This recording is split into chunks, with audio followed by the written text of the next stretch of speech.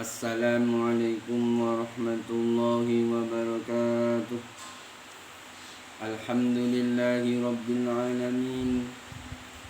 Allahumma shalli wa sallim ala sayyidina Muhammadin wa ala alihi wa sahbihi ajma'in, amma ba'du. Saudaraku dimana saja berada, semoga kita selalu dilindungi Allah Ta'ala.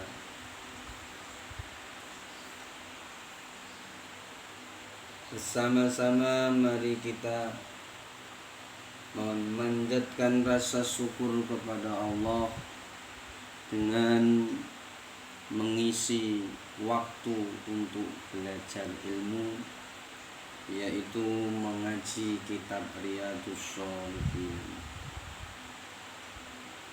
Sebelum kita memulai kitab Riyadhus Shalihin, sejenak mari kita kenal siapa pengarangnya kitab Riyadhus Shalihin.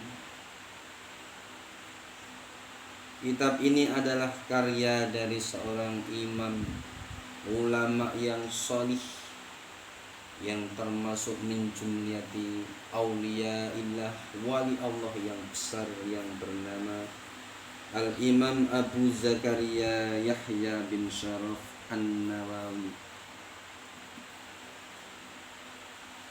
Menyebut orang sholih, menutur cerita orang sholih akan mendatangkan rahmat.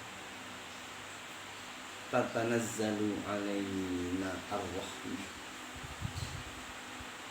Maka mudah-mudahan dengan menyebut sedikit biografi Imam Nawawi, Allah menurunkan rahmat kepada kita. Amin. Imam Nawawi lahir di kota Dimashq, wilayah Syam, wafat di kota An-Nawawi, madhabnya Asy-Syafi'iyah. Karya-karyanya sangat banyak. Di antara karya fikih yaitu Syarah Muhadzab, Syarah Raudhah, Syarah Minhaj, dan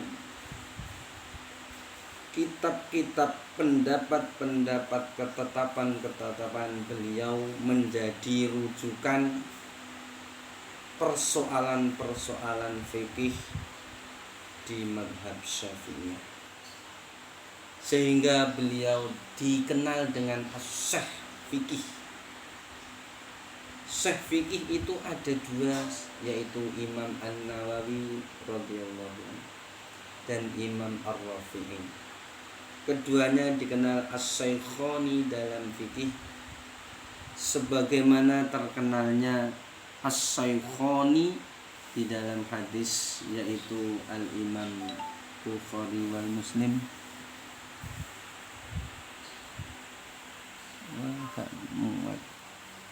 Al-Imam Bukhari dan Muslim. Saudaraku yang dirahmati Allah Subhanahu wa ta'ala, bukan hanya di karya fikih, di dalam hadis, ilmu hadis, beliau mengarang kitab Adhkar An-Nawawi, Syarah Sahih Muslim, Syarah Qit'ah Sahih Bukhari. Juga dalam ilmu bahasa, beliau banyak sekali menciptakan buku, diantaranya Tahdzibul Asma' wal Lughat. Saudaraku yang dirahmati Allah, menutur orang salih mendatangkan rahmat. Imam Nawawi terkenal dengan imam yang sangat zahid, yang sangat zuhud, yang hatinya tidak diisi dengan kesenangan dunia, yang hanya mengambil sedikit bagian dari kesenangan dunia. Beliau mengikuti jejak ulama salaf yang salih-salih.